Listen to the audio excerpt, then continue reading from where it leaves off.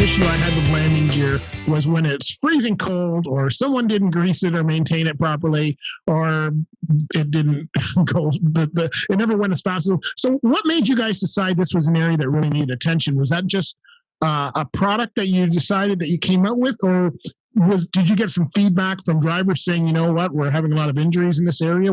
What made you focus on the landing gear there?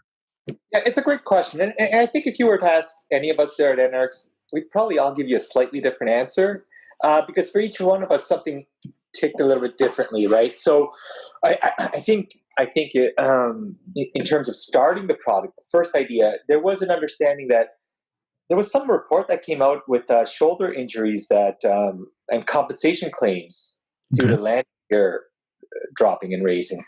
And that's what got the ball rolling.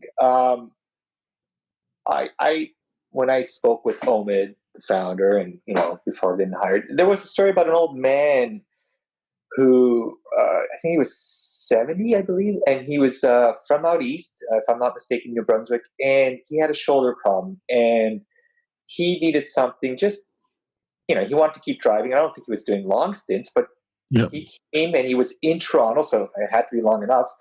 And he picked up one of our earlier adapters from us. Okay. And that kind of made me really encouraged, saying, all right, there's reason to this. Let's do this, right? So I think for everyone it's a little different. That was my reason. That's what really got me involved. So do you guys have any health statistics on that? Is there a report that someone can go and, because I think the WSIB people and, the health departments of a lot of these companies would be interested in that information. They probably need that in order to justify moving ahead with it. If you're thinking of some of these large companies like Bison and Rosedale with thousands of trailers, we'll get into that a little bit. But is there do you know if there's a health statistic or anything around there that people can find for that? I don't personally. I haven't seen that part of the story happen before I was involved, so I never really looked at that.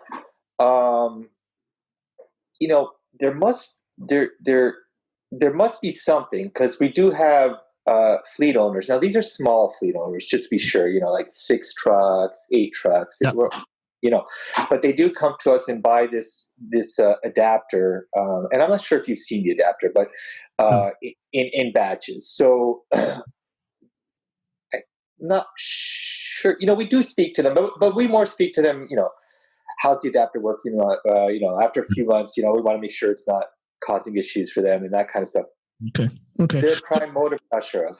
Yeah. Okay. Let's get into the product then, because I'm really interested in this, and I've been on your website. I've got the website up here, and I'm still trying to figure out how this adapts.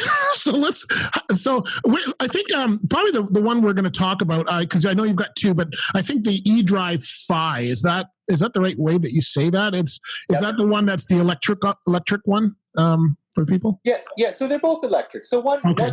Think of it, one is a very high-end product, and one is a very, very simple product, So the eDrive 5 is something that you'll mount to a trailer. So right now we're working with trailer manufacturers as an option, an upgrade option to a trailer or something, to a new trailer. And that would be integrated in their system and sold as an option. And that's something you could just, push a button and the landing gear goes up and goes down. Okay.